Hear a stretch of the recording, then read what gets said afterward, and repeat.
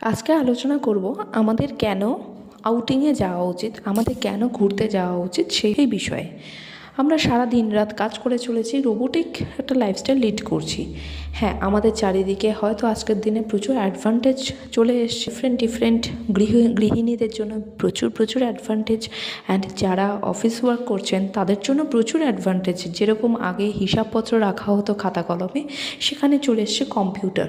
So এইসব পুরো একদম যে একটা robotic lifestyle, 9 to 5 job, and গৃহিণীদের জন্য 24 আওয়ার্স তারা ঘরের কাজে ব্যস্ত থাকছে। এতে করে কি হচ্ছে, আমরা একটা রোবোটিক লাইফস্টাইল লিড করছি।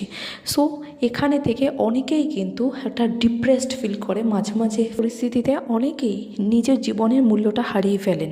অনেকেই মনে করেন যে আমরা প্রত্যেকে একটা রোবোটিক লাইফস্টাইল লিড করছি, আমাদের জীবনে হয়তো এইটাই হয়তো কাজ, আর এর বাইরে এইটাই আমাদের জীবন, এর বাইরে গিয়ে আর কিছু তারা বুঝে পায় না।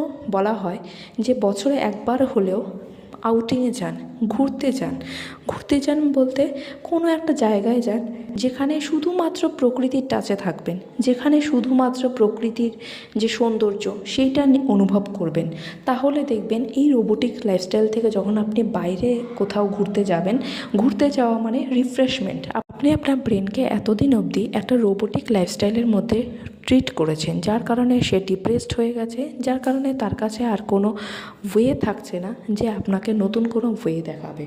তো আপনি যখনই নেচারের মধ্যে যাবেন তখন কি হবে, আপনার কাছে প্রচুর ক্রিয়েটিভিটি বাড়তে থাকবে, আপনি একটা জীবনের একটা মূল্যায়ন করতে পারবেন, নতুন একটা ছন্দ খুঁজে পাবেন।